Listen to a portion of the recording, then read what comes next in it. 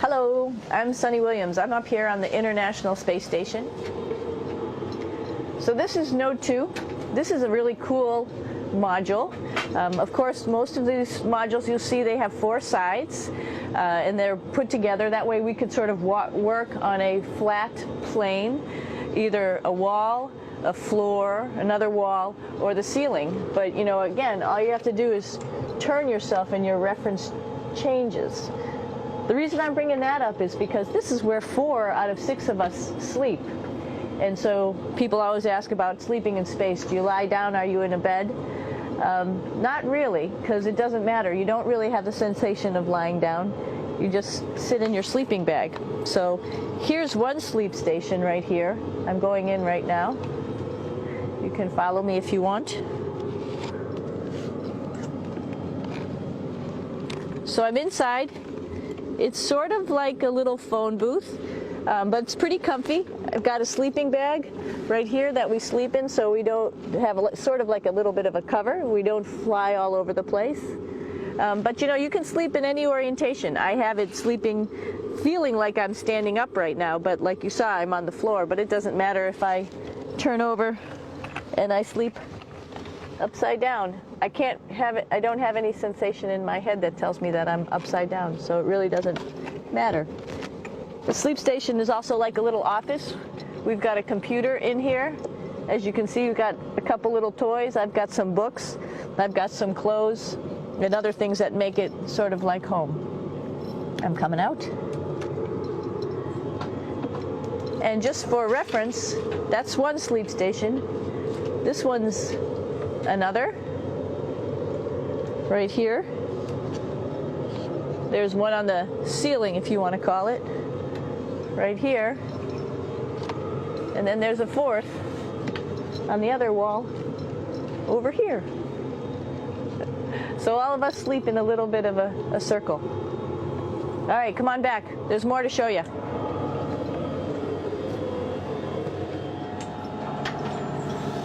I know that there's some questions about how to use the bathroom and how do you actually live in space like normal, like at home. I mentioned real quickly about getting up in the morning and brushing your teeth and washing your face. Well, how do you do that? Well, here is the bathroom essentially. You get up in the morning and we have a little kit and it has all the essential things that you need, like your toothbrush and toothpaste and brush. See how much better the brush makes my hair look? I'm just joking. It still stands up straight. It doesn't matter where you are. It's always going to stand up straight while you're up in space. A lot of people ask about toothbrush and toothpaste. So, luckily enough, toothpaste, you can do it upside right this way, is sticky, and so it sticks to your toothbrush. No problem. Another cool thing is that water sticks to your toothbrush too. If you can see it, I'll have some water come out. The water is pretty neat up in space. It'll stick to your toothbrush and it will make a big bubble, and that's just by surface tension. And then you can drink it. So a lot of people ask about what do you do with the toothpaste after you brush your teeth.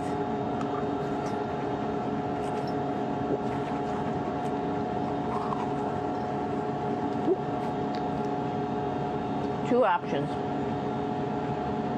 Swallow it, and it's sort of like mouthwash, but it tastes a little gross.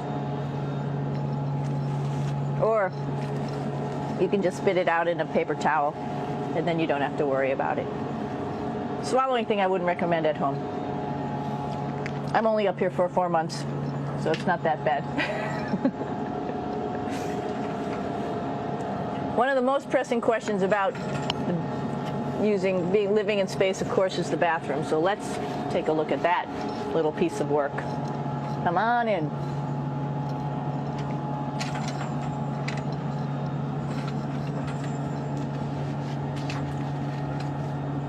Here we are at the throne. This is awesome. You might see the little You might have noticed a little moon on the outside. This is our orbital outhouse right here.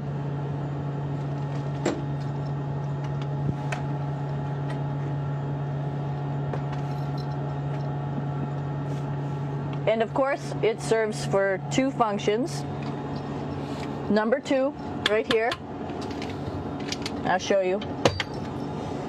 But you see it's pretty small, so you have to have pretty good aim, and you'll be ready to make sure things get let go the right direction. And it smells a little bit, so I'm closing it up. And that's, of course, for number 2. And this guy right here is for number 1. So they're sort of two slightly separate functions, but you can do a little, essentially both, by hanging on right here and doing number 1 and number 2. I might add it's color coded, so you really don't get it mixed up, which is nice. This is yellows for number 1. And also there's a selection of paper. People always ask about toilet paper. What do you do with toilet paper? What kind of toilet paper do you have? We have gloves, just because sometimes it does get messy. We have some Russian wipes, which are a little bit coarse if you like the coarse type of toilet paper. We have some nice tissues, which are nice and soft if you like soft toilet paper. We have Huggies, just for any cleanup. You know, we were all babies once, and this sort of helps. And then if things get really out of control, we have disinfectant wipes, just to make sure we clean up here. Because, you know, just like the water I showed you, the number 1 stuff can sort of go all over the place if you don't aim correctly. And did I mention both of these have a little bit of suction, so they should keep things going in the right direction.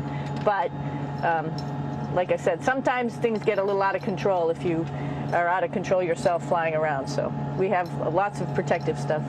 And of course, you do have your privacy. There's a little door.